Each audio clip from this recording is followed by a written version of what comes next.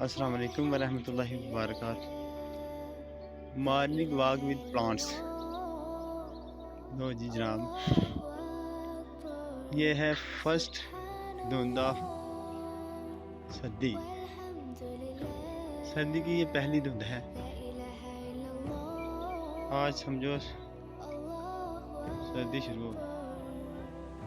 ये जो सूरज निकल रहा है धुंध के पीछे से थोड़ा थोड़ा नजर आ रहा है।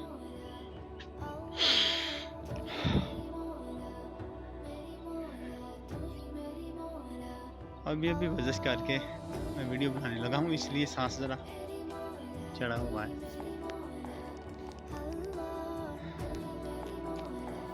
ये लहसुन था और ये गमला पता नहीं कोई बिल्ली तोड़ गई है, इसमें भी बनने लग गए थे।